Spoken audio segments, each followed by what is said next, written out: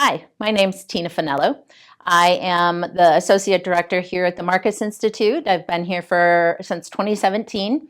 And today I'm going to teach the class TBI 101. This is really intended to give you a basic understanding of brain injuries, talk a little bit about concepts of recovery, and then how we do things and why we do things the way we do them here at the Marcus Institute so that you can understand our approach.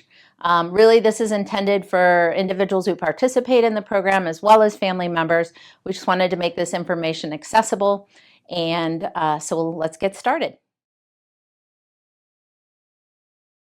So we're going to start with a basic understanding of TBI, so basic medical terminology, what different mechanisms of injury are, so that would be the cause of the injuries and how those can impact brain function.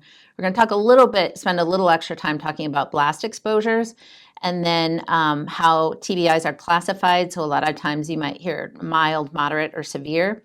We'll talk a little bit about that, and then factors that impact recovery. So first thing I want to just let you know is that we refer to an mild traumatic brain injury, so MTBI, and concussion. We use those terms interchangeably. They essentially mean the same thing. So some things I might say brain injury, I'm referring to mild brain injury usually, and concussion. Those are used interchangeably. So there's two types of brain injury. There's traumatic brain injury, which is called TBI, and that means the mechanism of injury, so the cause of the injury is external. The other type of brain injury is called acquired brain injury, and that's ABI. This is something that happens internal in the skull, so it might be a stroke, a brain tumor, an infection, whatever it is that happened inside the body. It wasn't from an external force. What we treat here at MIBH is traumatic brain injury, so that's what we're going to focus on today. So looking at traumatic brain injury specifically, that can either be a closed head injury or an open head injury. A closed head injury happens inside the skull, so there's an injury that is caused and the skull stays intact. An open head injury means there was some sort of fracture to the skull or some sort of penetrating injury to the skull, such as shrapnel, something like that. So those are the two types of brain injury. Most frequently what we see here are traumatic brain injury, closed head injury. So that will be the primary focus. Let's talk a little bit about mechanisms of injury. Again, these are the causes of injury. There's really two different types. One is impact or blunt force trauma, and you'll see on here some examples of that. The other is a blast injury, and that one we're really starting to learn a lot more about just because it has become so common in the military setting. The reason why this is so important for the military and veteran population, along with first responders, is just by nature of the job that they do, they're put at higher risk. So most of the general population isn't jumping out of planes daily or training for combat. And the challenge is, you know, in the military, they sort of say, train like you fight. And that means when you're training, you're actually training as if you're in combat. And so that just leads to a higher number of these types of injuries. We'll talk a little bit more about why that's important as well. So the next thing we're going to talk about is how the mechanism of injury, so the cause of the injury, impacts the brain. And there's two different ways that happens. One is blunt force trauma. That might be an example like football, playing contact sports, or potentially a car accident where the head goes forward, the brain hits the skull. Because the skull is hard, it causes some inflammation or bruising, sometimes bleeding. And that's the focal point of the injury. That's the part of the brain that's injured. There's something called acceleration deceleration. Sometimes that focal injury can happen both to the frontal part of the brain and the back part of the brain because the head moves forward rapidly and then moves backward rapidly. Those are considered focal blunt force trauma injuries. The other is blast injury, and that is something that we call diffuse, which means it's spread out more. So it's not quite as focal where you can sense that there's a certain part of the brain that might have some impact. It's actually throughout the whole brain, and we're going to talk a little bit more about that. So this really highlights, and I highlighted the frontal lobe because the frontal lobe is the most vulnerable lobe in the brain. It's the largest. It's also the one that's not fully developed until we're about 25 years old. But it's also right at the frontal part of the head. So it's it's the most vulnerable.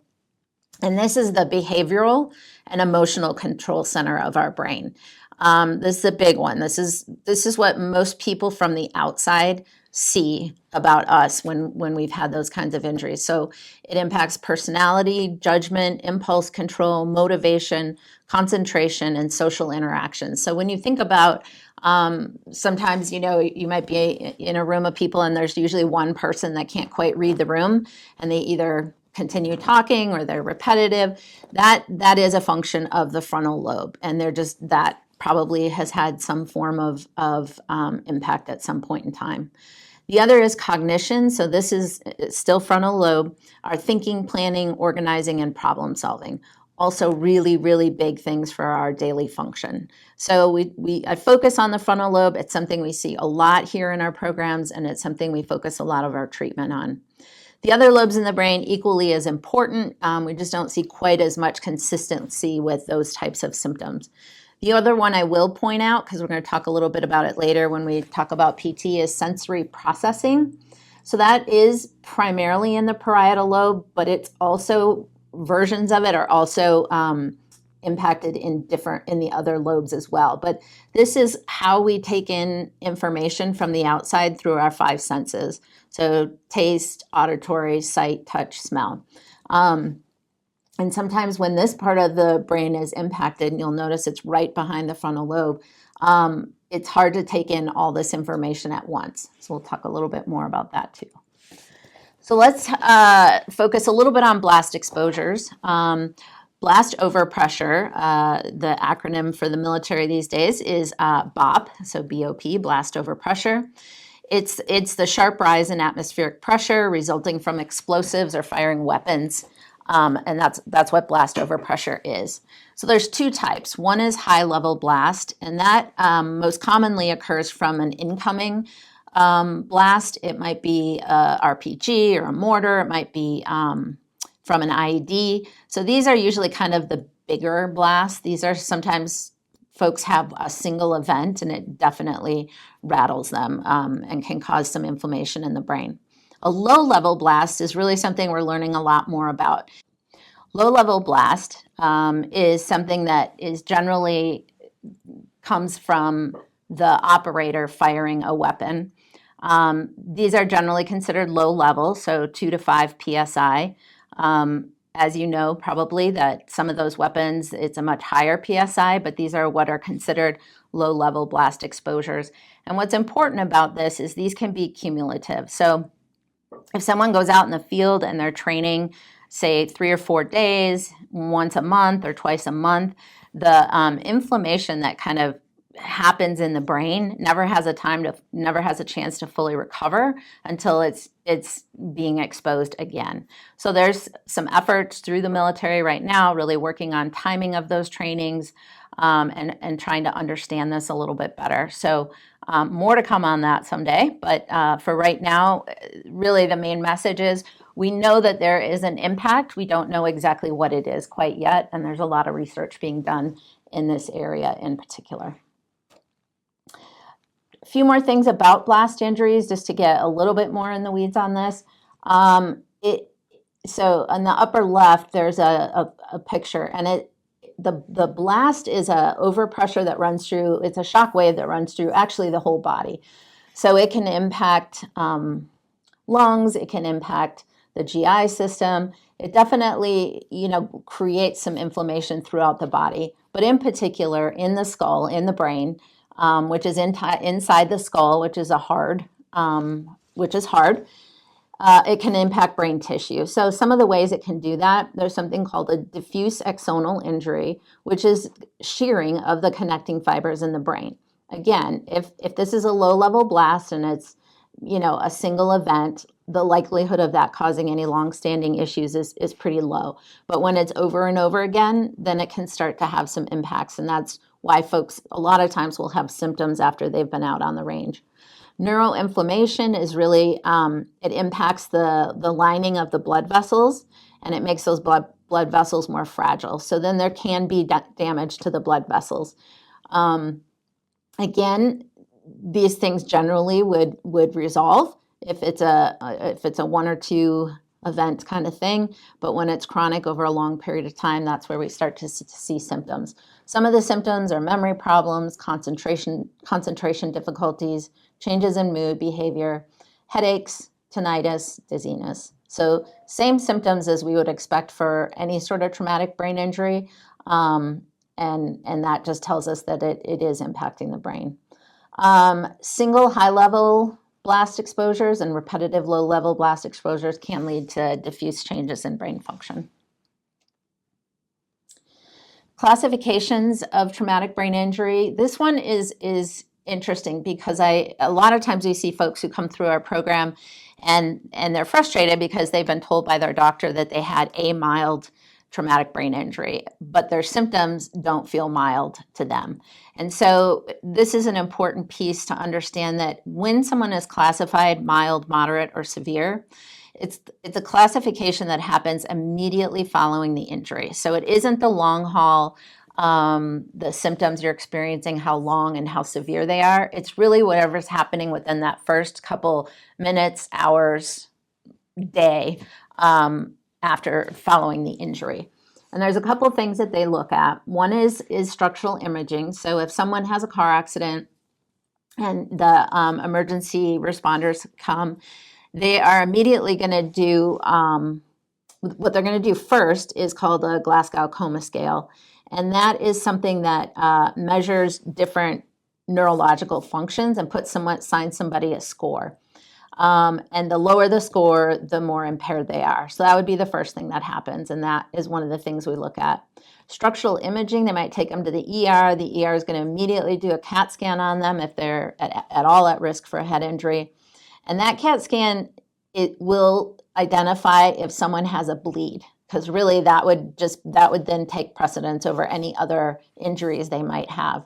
If the CAT scan is negative, then they know the brain's at least not bleeding, and most of the time that's the end of the story. Generally there isn't a circling back to let that person know that actually they probably sustained a pretty significant concussion. So a lot of times those symptoms, people don't even understand why they're having them, because their CT scan was normal. Sometimes down the road, if those symptoms maybe a week later are still there or they're getting worse, then they might do an MRI, and that will be a little bit more sensitive, but it still might be negative. So at least 80% of mild TBI or concussion scans, imaging, are negative. So it's not a definitive, an MRI is not going to tell you whether you didn't have or did have a TBI. It's one tool that we have. LOC and AOC are two important terms. One myth is that you can't say you had a brain injury if you didn't lose consciousness. That is not true. So loss of consciousness is being completely knocked out, unconscious, unresponsive to verbal cues. So that is one. The other is alteration of consciousness. This is a lot of times people use the terms, I got my bell rung. It's that feeling of confusion, disoriented, slowed thinking right after injury. So a lot of times we try to capture how long the loss of consciousness was or how long the alteration of consciousness was. It can be seconds, it can be minutes, it can be hours, it can be days. So we try to capture that piece. The other thing is post-traumatic amnesia. That is full memory loss. So an example would be a football player, they get a concussion, they get pulled out, they get cleared, they go back in the game, and then they have zero memory of the game. They don't remember if they won or lost or any of the plays that they did. That would be post-traumatic amnesia. So this chart that just came up is what kind of across the board the medical community uses to categorize mild, moderate, and severe. So you can see with mild, most often structural imaging is normal. Loss of consciousness up to 30 minutes. 30 minutes loss of consciousness is a pretty long time. And then, or alteration of consciousness up to 24 hours. So that would mean someone was disoriented and unsure sort of their surroundings for up to 24 hours. Post-traumatic amnesia, 0 to 1 day, the Glasgow Coma Scale. Again, just a reminder, these mild, moderate, severe has nothing to do with the long haul symptoms. It really has to do with that short period of time right after injury.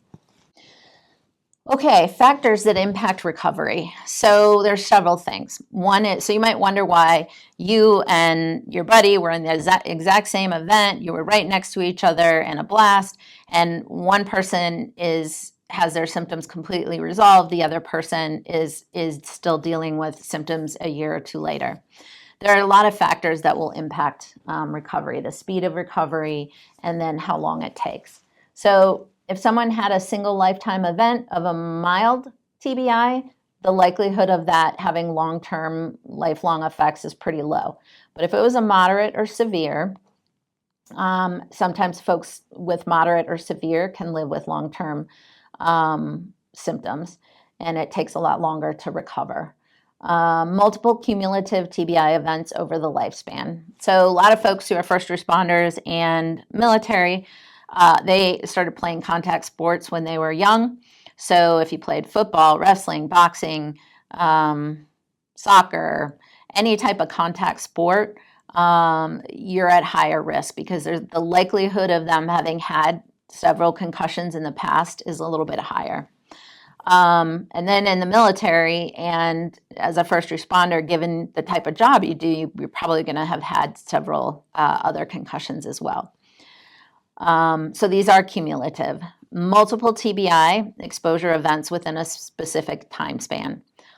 So really it can take up to 3 months or so, give or take, for the brain to fully recover after a mild concussion, a mild TBI event.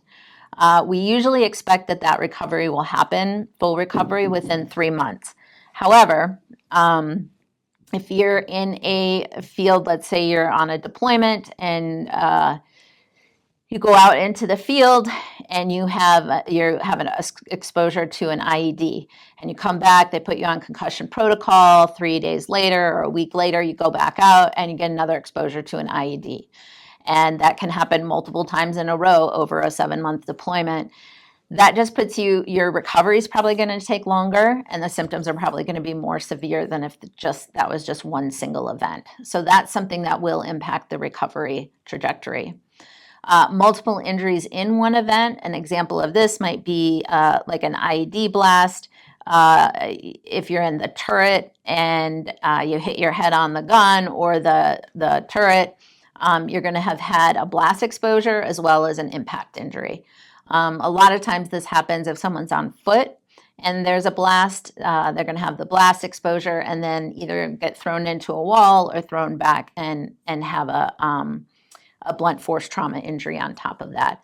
Tertiary is really in polytrauma, so multiple injuries. It might be the burns, it might be fractures, it might be other things. But when you have all of that complexity going on in one event, that is going to impact the recovery process. A couple other things, habits. So sleep. Sleep cycle's critical for recovery from brain injury. It's where your brain resets. And if you're not sleeping well, that's really going to impact recovery. Things like alcohol, things like nicotine, things like nutrition will also impact TBI recovery. You can imagine if inflammation is what's causing the symptoms in the brain, then a low inflammatory diet might be helpful in the recovery process. Another is age, youth, as in many things, youth is to the advantage. So with the younger folks are, more likely their symptoms are going to recover quickly. And then just pre-existing physical and health conditions. And this should be pre-existing physical and mental health conditions. So if someone was struggling with depression or anxiety, different mental health conditions, or had some physical issues, cardiac, different things like that, it is going to impact the rate of recovery. Just given the fact that the frontal lobe is responsible for a lot of our mood and behavior functions, If there was a pre-existing condition, it's probably going to get worse for a period of time. It certainly won't get better until later. So that's factors that impact recovery. All right, overlapping and intertwined symptoms. The main point here is that it's complicated. So folks who come to us generally have had some sort of trauma for the most part, a TBI event, and then there's a lot of other factors that can impact these symptoms in the middle. And this is what we most frequently see, and they're the hardest to treat, which is why we do what we do here the way we do it. We don't spend a whole lot of time going down the rabbit hole of, is this mental health or is this brain injury?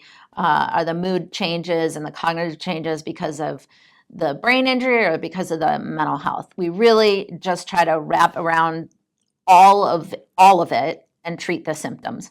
Like you see in this slide, something like cognitive changes, mood changes, sleep difficulties, is that caused by psychological health? Yep. Is it caused by TBI? Yep. Is it caused by sometimes medication or pain or other substances? Stress? Yes. So unless we look at it from a wraparound and look at it that all of these things might be factors, it's difficult to treat. So this is kind of the concept of how we look at these symptoms. Post-concussive syndrome sounds scary. It's not as scary as it sounds. It basically simply means that after 3 months, so 3 months post-injury, all of the symptoms haven't fully resolved. So there's different time points that we look at symptoms. In general, the most severe, which is usually like nausea, dizziness, severe headache, those generally start to resolve within the first 3 days. They may not fully resolve, but they definitely, in all high likelihood, do get better. The next time stamp is sort of 3 weeks. A lot of times if it's a single mild TBI event, we kind of expect that most of those symptoms will go away by 3 weeks. And then the final sort of time stamp that we look at is 3 months. And that's when, if those symptoms, we really generally expect symptoms will resolve within 3 months. If not, it's probably because of one of those reasons I talked about before. Either it was a complex injury, it was multiple injuries, someone had a concussion history. Those are some of the reasons why sometimes they don't fully resolve within 3 months. All right, we're going to shift to recovery concepts. If you haven't heard of neuroplasticity, we'll talk a little bit about that. And then interdisciplinary team and why that makes a difference. Treatment approach at MIBH really is that we do an interdisciplinary team. We're going to talk a little bit about what the roles of the providers are and crossover and communication and the role that plays. So neuroplasticity is the brain's ability to reorganize itself and form new neural connections. So what that really means is it's basically allowing our brain to recreate pathways so that it can function in healthy ways rather than the ways it has adapted to after injury. Next is interdisciplinary rehab. That's our model of care. So in isolation, if you go to a physical therapist and then you go to a behavioral health provider and then you go to a speech language therapist, they're pretty much going to be doing their own thing in that time separate from each other. And given the complexity of these symptoms, what we found really works is for the whole team to be in constant communication and to really be understanding what's happening in each of those disciplines so that we can look at the whole person and look at the whole approach to healing. So these are many of the disciplines we have here. Many of them folks will see during the evaluation piece, but really this is the model of care when it comes to treating brain injury. And so all of these people are in constant communication during the time that you're here and really focus on what we think is underneath the symptoms and how can we collectively treat them. So just to talk a little bit about how some of the therapists focus some of their care, again, keep in mind The team meets weekly to talk about what's going on in each of the disciplines and really work off from each other to do treatment. But physical therapy isn't your traditional physical therapy as far as musculoskeletal type injuries. The physical therapy for brain injury really focuses on vestibular and balance. So vestibular, balance, and visual symptoms are something that we find really common in blast injuries. And the challenge is that there's multiple, when someone has multiple sensory inputs, they have a hard time organizing those and processing them. So this would be an example of someone who's struggling with sensory integration. You walk into Costco and there's, might be kids running around, there might be bright lights, there might be noise from the TVs that are on, there might be lots of people, lots of colors, lots of different things going on. And when you have a healthy brain, your brain can sort of decide what's important, what's not important, and pay attention to the things that are important. But when you are in sensory overload, then there tends to be breakdown. A lot of times that's when you get irritated or just your patience is lower or you start having more anxiety. So that's all part of this sensory integration, which is what physical therapy really focuses on here. Speech language pathology, I added cognitive to that because that's a big part of what the speech language department does here at Marcus Institute. This really has to do with your thinking. So again, frontal lobe stuff, memory, attention, organizing yourself to get through a day. One of the biggest things you can do with brain injury recovery is create routines. So really having an organized way so you know what to expect and what you've planned out, and processing. Auditory processing is another piece. Sometimes the tinnitus becomes such a distraction that people can't focus. Hearing loss, sometimes they're just not getting the information in, or background noise, similar to the example of going into a place like Costco. Communication changes, word finding challenges. Sometimes people hear just fine, but the way that their brain is processing the words, it kind of isn't accurate. And so it's really, is that what's going on, and treating that. And then avoiding crowds just because of that sensory integration. Medical provider, neurologist, PM&R, physical medicine and rehabilitation doc. We have both of those here. They really they specialize in evaluating and treating people with TBI histories that might affect emotion, physical, and cognitive skills. So during the evaluation, they'll do a neurological screen. And during IOP, they may recommend that someone get an MRI or an EEG if they feel like something emergent is going on. Otherwise, they might recommend that happen outside the program. And really, truly, they focus a lot on sleep and a lot on headaches and trying to get those managed, because those are two big things that if those are prominent, then everything else kind of falls apart. It's hard to sleep if you have migraine headaches. It's hard to think when you're not sleeping or you have headaches. So they're really trying to get those under control. And then any co-occurring medical conditions might be cardiac, might be GI, might be other things that are going on. We really don't treat those, but we do try to monitor and manage those here. Emotional and behavioral health. So again, I just encourage you to consider that the frontal lobe is responsible for our emotions. It's responsible for our self-awareness, our self-regulation. And those are some of the most vulnerable things for brain injury. And so we teach a lot about emotional regulation, self-awareness. When do you notice yourself escalating? What can you do to address that before it kind of gets out of control?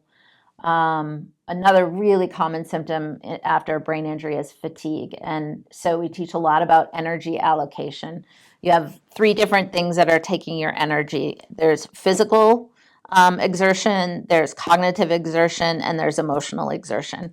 And when those aren't balanced, and when you have a brain injury, there's less reserve for that. So we teach, and that's what we call energy allocation, and we teach that. It's called the energy pie, and you'll hear about that a lot while you're here. Exacerbation of pre-existing psychological issues. So again, if someone was struggling a little bit with depression before, the likelihood of that being worse after a brain injury is definitely possible. And that really goes for any mental health conditions that may have already been existing. Coexisting life stressors, really just stress reduction. Reducing stress is probably one of the top ways to manage long-term brain injury symptoms. We do address trauma, especially if we feel like that's negatively impacting the symptoms. Some folks want to go down that path and some would prefer not to, so we respect that.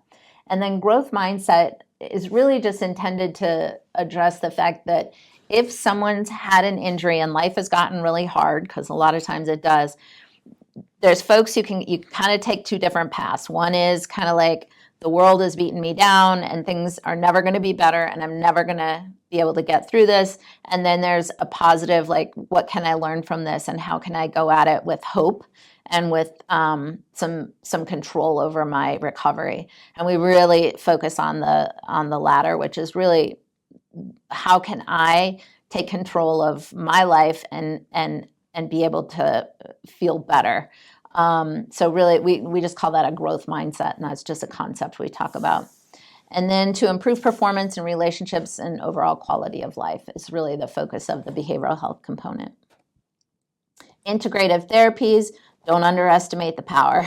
Some of the folks who leave here, a large majority of them would have had no idea how much horses and art could help them recover from their brain injury. So have an open mind. It's really, truly some of the magic that happens here. And when you pair that with some of the traditional medical model treatment, it can be really powerful.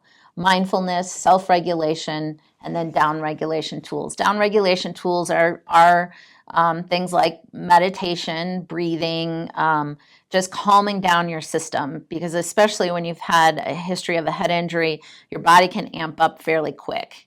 And the idea is to try to do more of keeping that at a lower level. Family program, why is this important?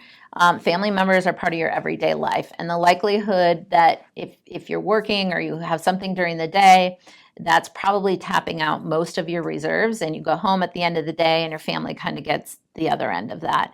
And so it's important for them to understand you a little bit better. It's not necessarily something that's personal, but it is definitely, these symptoms are definitely real, and they are something that as a family you can address together. So we do some it's really about education. This class is one of them, and then the PT, speech therapists, and behavioral health providers towards the end of the IOP will meet with folks and their families to kind of talk about what they've done while they were here and what kinds of things could be helpful moving forward. And then finally, take control of what you have control of. A lot of times when folks have had head injuries, they feel out of control, like they have no control of anything. And there are things you can take control of to either prevent or to optimize your recovery. One is protective equipment. So anyone who's gone through this program has probably had more than one brain injury, or they've had a significant brain injury. Those things are cumulative. So at this point, anytime, whether it's skiing or biking or anything that's a risky activity, you should be wearing protective equipment, because sometimes even a small event can sort of be the straw that breaks the camel's back if you've got a history. I wish we could bubble wrap brains like in the picture, but we can't. So a protective equipment is the best option. Psychological health, getting into counseling, dealing with things that are stressful in your environment. Psychological health does not mean psychiatric. It means life sometimes is hard, and getting someone to work with you to help you kind of move through some of that stuff can be really healthy for your brain. Sleep is probably one of the most important things. If you aren't able to sleep, do see a sleep specialist. There's a lot of things they can do, sometimes medication, but it's not always medication. It's worth exploring if you're struggling with your sleep, because it's going to be hard to get the rest of your symptoms resolved if you don't. Minimize stress, down regulation. So you can feel yourself getting amped up. How do you kind of hit that, like, I know that I'm getting worked up and down, and use some strategies to down regulate. Optimize nutrition, and then moderation of habits. So things like nicotine, alcohol, any of the like substances, that those definitely do impact your brain. So you want to be careful about how much of that you're using. And that's it. These are Yoga Joes. You'll see my email address, so please don't hesitate to reach out if you have any questions. I'm happy to reach back out and tell you what I know. Thank you so much for your time. Thank you so much for engaging in this education opportunity, and stay safe, and thank you so much.